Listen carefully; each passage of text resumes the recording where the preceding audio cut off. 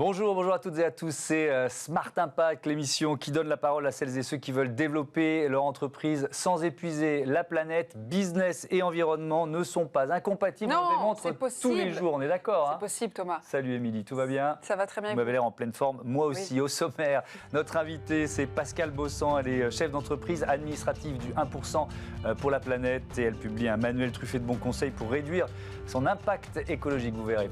Oui, notre débat du jour porte sur le secteur aérien. Faut-il augmenter l'écotaxe sur un business qui souffre particulièrement de la crise économique? C'est la question du jour. Et puis la start-up du jour, c'est Blinks. Son fondateur Mathieu Feuillet s'est lancé dans le marché des culottes menstruelles. Voilà, 30 minutes, 3 grands thèmes à développer. C'est parti pour Smart Impact.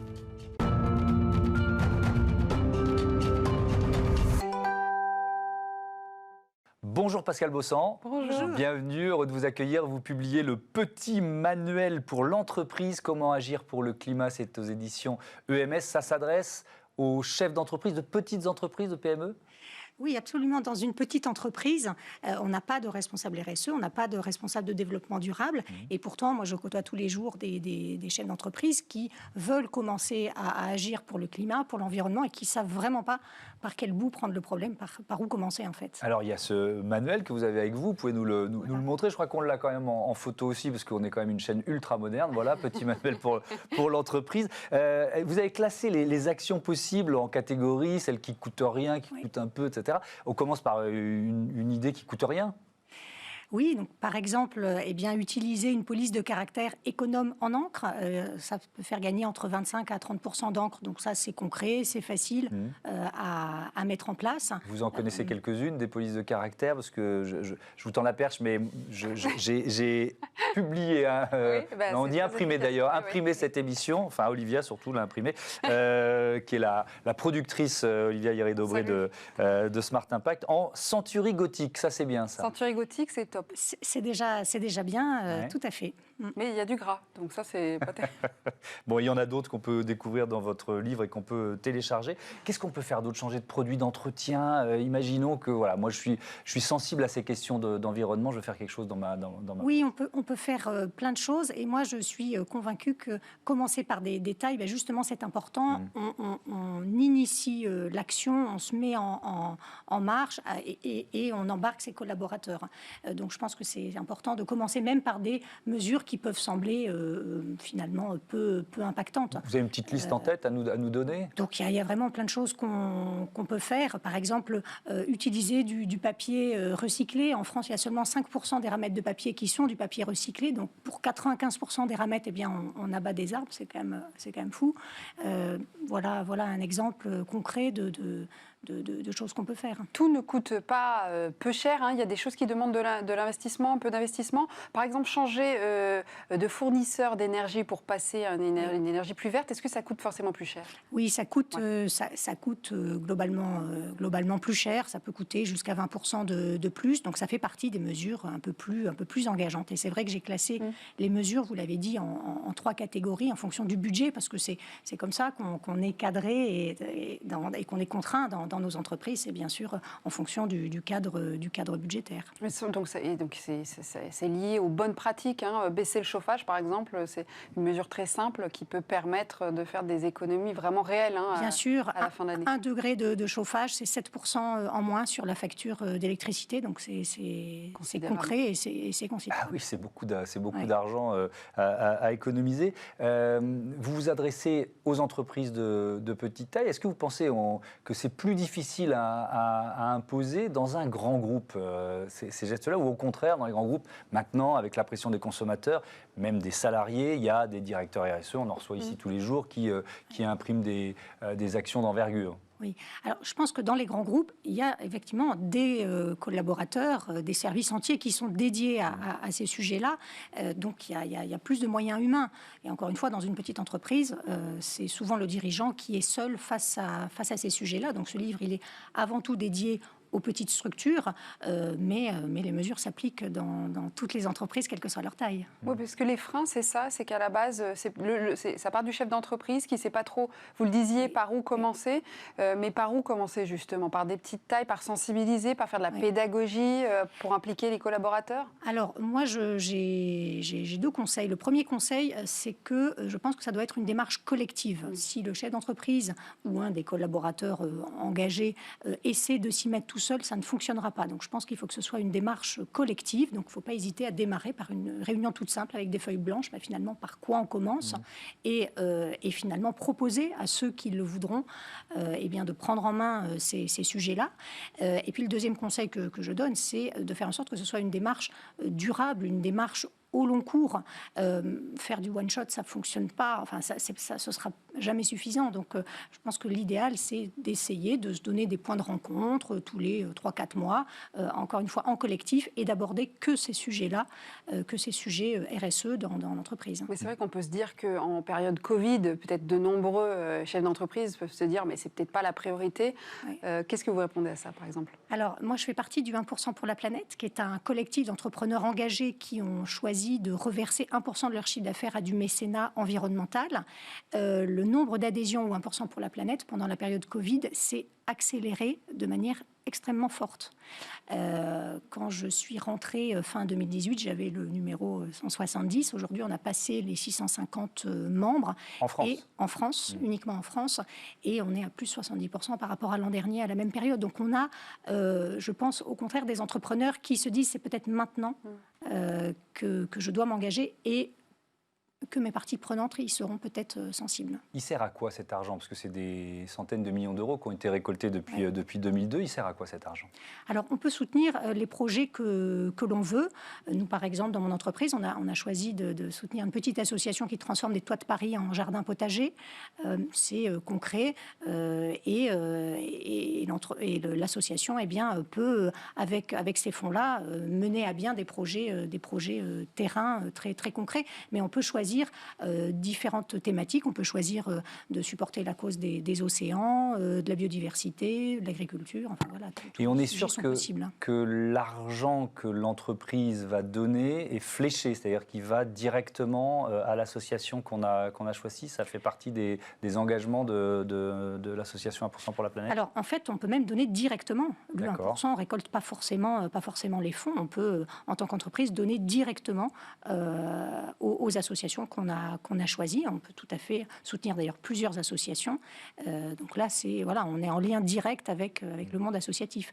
Et le 1% pour la planète organise chaque année des rencontres associations philanthropes qui ont lieu début octobre chaque année pour justement mettre en valeur des projets associatifs qui ont besoin de fonds. Alors, ce qui est intéressant, c'est que vous êtes vous-même chef d'entreprise. Vous avez une entreprise de conseil en gestion de patrimoine. Comment est-ce que vous-même intégrez ces petits gestes pour la planète? Alors, déjà, en fait, il y a 5-6 ans, on a pris un virage assez fort en faveur de la finance durable, de l'investissement responsable, qui sont des sujets passionnants, où on est d'ailleurs certainement qu'au début. On s'est engagé fortement dans cette voie-là.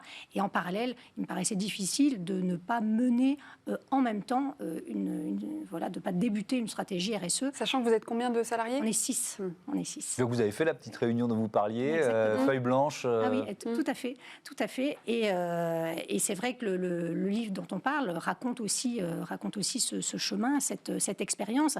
Et c'est vrai que moi, je ne suis pas du tout conseil en RSE. C'est pas mon métier. Je ne veux pas changer de métier. Moi, je veux juste partager une expérience et partager avec d'autres en disant que même dans une toute petite entreprise, c'est possible, on peut vraiment faire plein de choses et ça compte. Donc n'hésitez pas. Quand on parle de finances responsables, vous dites que ça fait 5-6 ans que vous vous êtes engagé dans cette direction-là. Alors déjà, ça veut dire quoi? Et 2, je vous poserai la question après. Ça veut dire quoi? Alors, l'investissement responsable est une catégorie d'investissement où on prend en compte des critères extra-financiers. On ne prend pas en compte que de la performance. On ne va pas chercher que la performance financière, mais on va chercher aussi l'impact environnemental, social, sociétal dans les investissements qu'on va sélectionner. Et en fait, le sujet est en train de changer aujourd'hui. L'offre est en train de beaucoup s'améliorer amélioré. Mais il y a 5-6 ans, en fait, un investisseur particulier qui n'avait pas forcément des tickets très importants à mettre avait peu de possibilités d'investissement dans ces fonds-là. Et donc, moi, j'ai fait partie des ambassadeurs du sujet pour que l'offre se développe, pour que les particuliers puissent avoir accès à ce type d'investissement. Et alors, c'était ça la question subsidiaire. Ça s'appelle un teaser. Vous allez être déçus. Non, mais ça s'accélère vraiment. Il y a une demande de finances responsables et donc des produits financiers de ce type qui se sont démultipliés là depuis 1 ou 2 ans. Alors, pour le coup, on a plutôt plus d'offres que de demandes. Pour l'instant, les personnes physiques, les particuliers ne savent pas encore suffisamment que ça existe. Donc voilà, je crois que c'est important aussi de le dire, de faire passer des messages pour qu'il y ait plus d'investissements qui soient fléchés vers cette finance durable. Et est-ce qu'à l'inverse, il y a des investissements, des produits que vous ne proposez plus à vos clients parce que vous jugez que ce sont des secteurs qui ne sont pas suffisamment responsables, qui ont trop d'impact sur l'environnement et sur la planète? Oui, il y a des produits qu'on n'a même jamais proposés. Ouais. Donc oui, c'est vrai que nous, notre objectif depuis longtemps avec mes collaborateurs, c'est de mettre en avant des valeurs et de porter ces valeurs et d'avoir une cohérence, bien sûr. Et c'est pas difficile, du coup, de flécher les offres pour vos clients, je veux dire. Comment vous faites pour avoir cette pédagogie, j'allais dire, de responsabilité? Alors, on y passe beaucoup de temps. Et il y a quelques années, en fait, on a même écrit un livre blanc. On en a même sorti un deuxième pour essayer de comprendre ce sujet, pour essayer de le connaître et aussi pour apporter de la pédagogie, non seulement à nos clients, mais aussi à nos confrères. Et donc, c'est passé par l'écriture de livres blancs, de ces livres blancs, avec beaucoup d'interviews, beaucoup de temps passé. Il n'y a pas de secret, c'est qu'on y a consacré du temps. Merci beaucoup, merci Pascal Bossan. Je rappelle le titre de votre livre, Petit manuel pour l'entreprise, comment agir pour le climat, c'est aux éditions EMS. Tout de suite, notre débat RSE et la question d'une écotaxe sur le secteur aérien. Est-ce vraiment le bon moment? Retrouvez le débat de Smart Impact avec Veolia.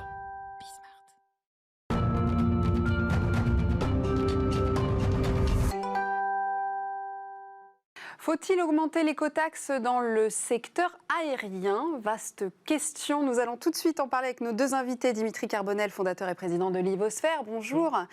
Et Jean-Pierre Besse, secrétaire général de SCARA, le syndicat des compagnies aériennes autonomes. Bonjour, merci à tous les deux. On rappelle que l'instauration d'une nouvelle écotaxe fait partie des 8 mesures préconisées par les 150 participants de la Convention citoyenne pour le climat. Elle pèserait 4,2 milliards d'euros.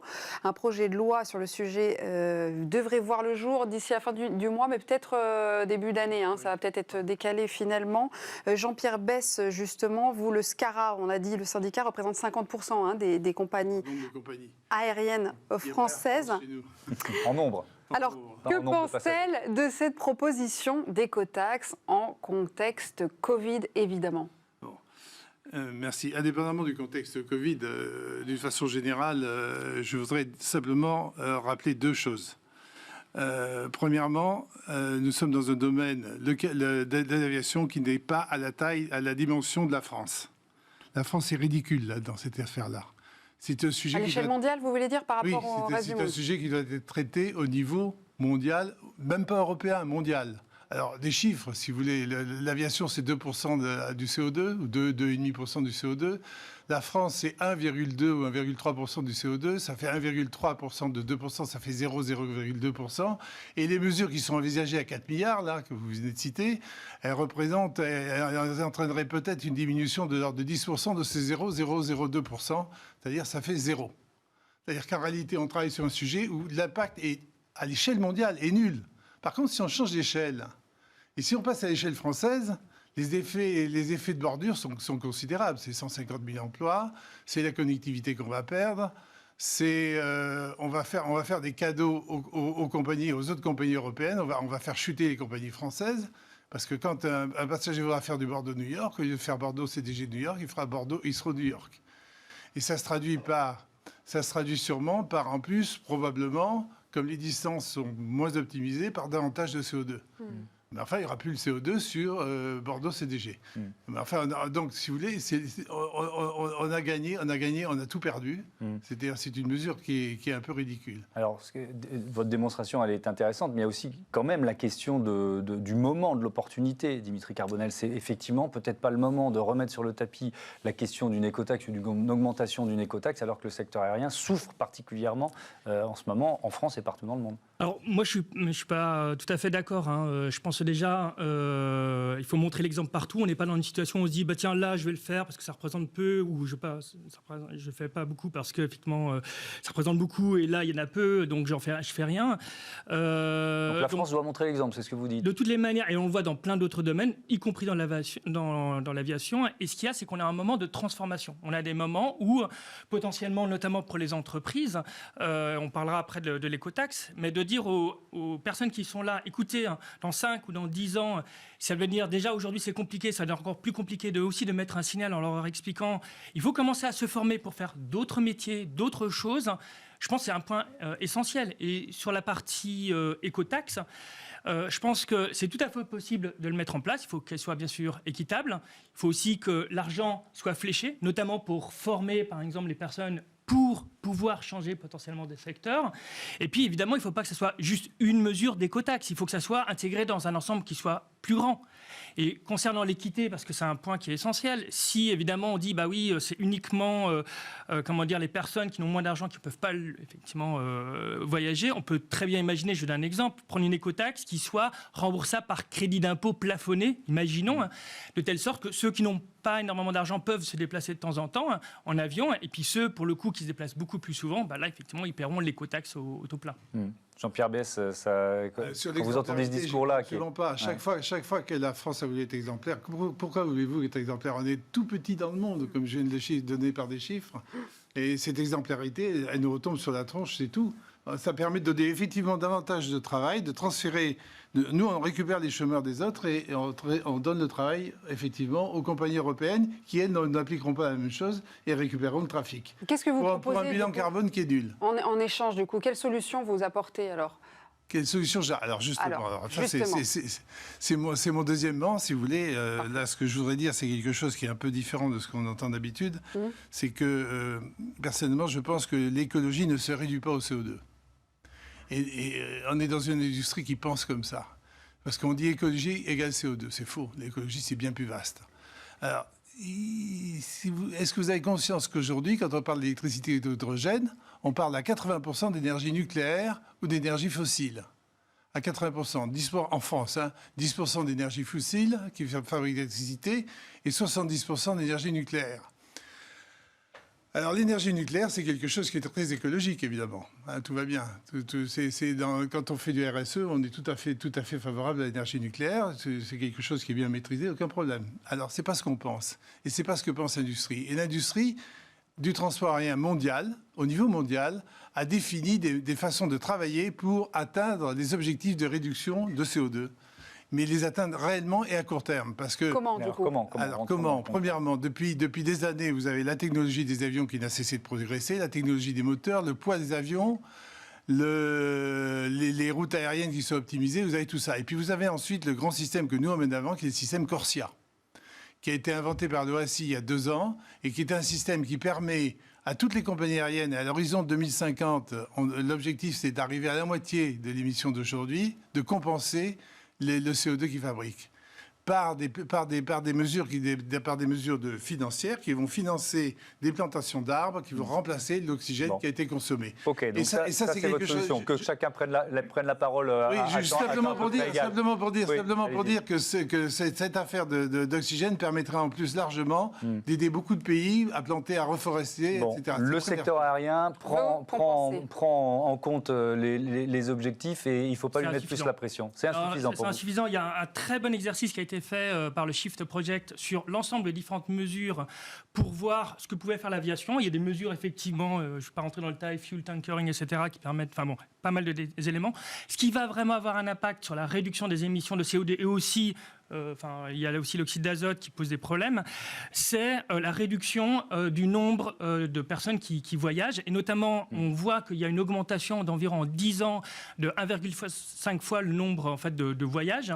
Oui, c'est x2 tous les 10 ans dans le monde, ouais. une fois et Exactement. demi tous les 10 ans en France. Et vous dites que le transport aérien, c'est 8% de la consommation de pétrole mondiale. Tout à fait. Et 5% au total, si on comprend l'ensemble des effets. Et on peut tout à fait mettre en place, si on met une taxe encore qui est équitable, eh bien, l'avantage, c'est que ça permet de réduire le nombre de voyages et donc de réduire les émissions. Je pense que uniquement se fonder sur ces éléments-là techniques ne suffira pas pour atteindre les objectifs. Il faut aussi sensibiliser les usagers, c'est ça, qu'ils fassent le moins de trajets en avion possible, moins de trajets courrier, c'est ça? Court courrier, mais je vais donner un autre exemple. Il y a beaucoup de personnes qui utilisent des miles et qui font des voyages d'opportunité. Alors, c'est très bien pour eux, mais s'ils ne les faisaient pas, ça réduirait aussi les émissions de CO2. Encore une fois, l'objectif, c'est aussi d'aider la filière à migrer vers d'autres secteurs. Il ne faut surtout pas les laisser tomber. Ce n'est pas du tout ça le point. Vous dites que ces mesures, ça fait tomber la filière, quoi. Ça fait perdre des emplois, etc. En France, ça fait tomber les compagnies aériennes françaises. Peut-être que ça fera tomber Airbus, parce qu'au passage, quand même, la France est un grand pays aéronautique, mais c'est pas grave. Après, c'est une question de philosophie. C'est grave qu'Airbus, qui est un non, mais j'ai bien compris que c'était ironique, mais sauf qu'au-delà de l'ironie, il faut quand même trouver des solutions. Oui, parce qu'il y a un mouvement qui est... Monsieur, une approche malthusienne. Alors notre industrie n'a pas une approche malthusienne. Le transport aérien et son développement a assuré la paix dans le monde, les échanges des peuples, il faut l'augmenter. Mais justement, vous parliez d'une coalition internationale. Sont bien au-delà de l'écologie. Et l'écologie, on sait le régler avec des systèmes comme Corsia. C'est ça qu'il faut faire. C'est évidemment ça qu'il faut faire. Et certainement pas malthusien. C'est sûr que si on meurt tous, on n'a plus de problème. Et comment vous allez faire on risque de mourir. pour gérer ça d'une façon mondiale, puisque vous nous avez dit en début d'émission que c'était justement une question mondiale. Comment vous allez faire pour travailler cette question avec... Mais Corsia a été arrêté par l'OASI. Corsia Party, ça démarre en 2021. À partir de 2027, 90% des compagnies aériennes seront soumises à Corsia, c'est-à-dire qu'elles vont payer elles vont compenser. Elles vont donner des sous à des organismes qui sont dûment tamponnés par l'OASI, qui vont contrôler qu'effectivement ils produisent de l'oxygène de compensation. Juste un point, je pense que dans l'industrie aéronautique, pour moi, c'est un peu comme l'industrie chirurgique il y a 40 ans. Qui existe déjà aujourd'hui, qui a beaucoup évolué en France, mais c'est-à-dire que ce secteur va devoir complètement se transformer. Il y aura certainement moins de personnes, effectivement, dans le domaine aéronautique, mais il y aura aussi des compétences qui seront très fortes. Mais il faut vraiment qu'il y ait une migration, parce que c'est ce qui va se passer. Merci chacun a eu le temps de s'exprimer. C'était des opinions tranchées, c'était passionnant. Merci beaucoup à tous les deux. Et oui, c'est 10 minutes, ça passe vite. On n'a même pas eu le temps de parler de la taxe écolo. Mais c'était passionnant. Merci beaucoup. C'est l'heure de Smart Ideas.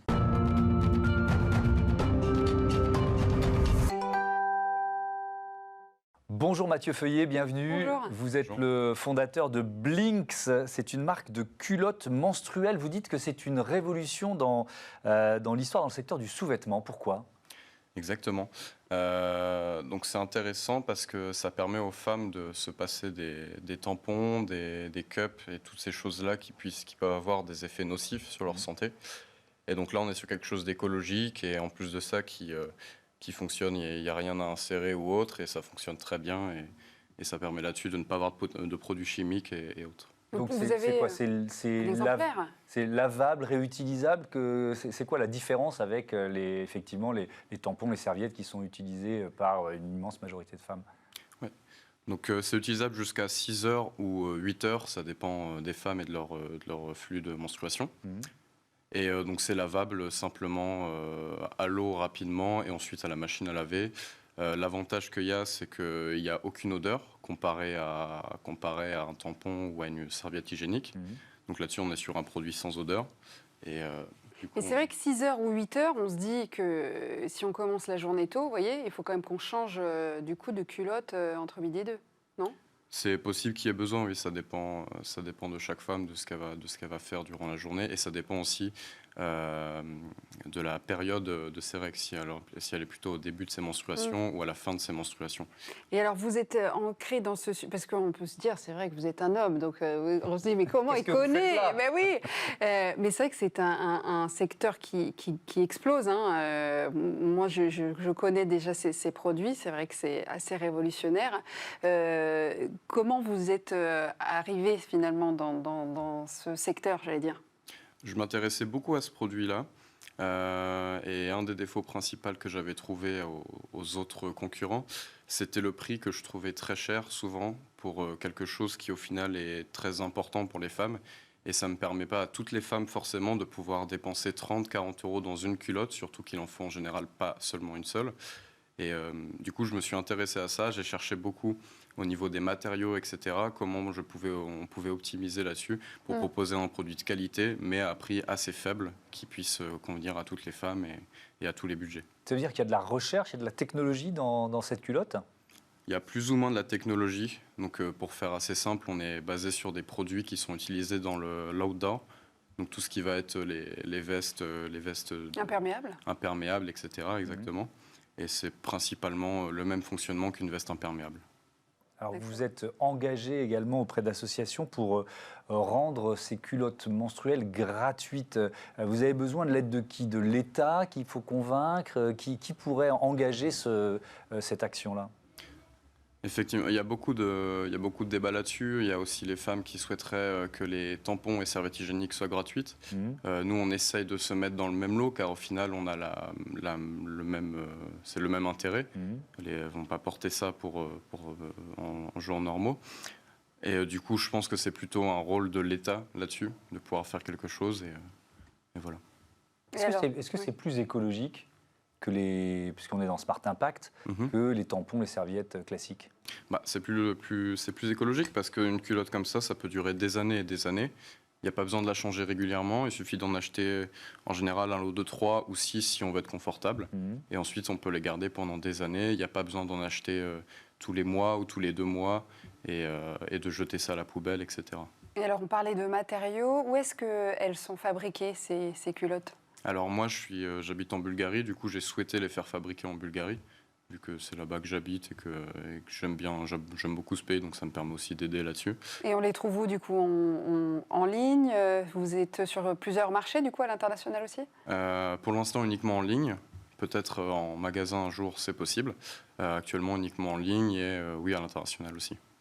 Est-ce que vous avez des concurrents sur ce marché? Et puis 2, quelles sont vos ambitions de développement pour les prochaines années?